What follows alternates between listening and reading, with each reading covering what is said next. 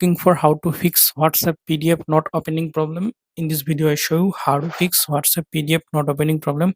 For solving this problem, go to Play Store, search PDF viewer.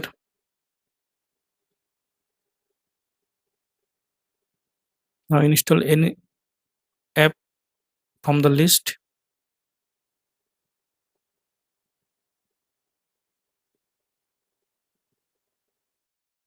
Now go to home screen. Now find out WhatsApp. Open WhatsApp. Now open your PDF.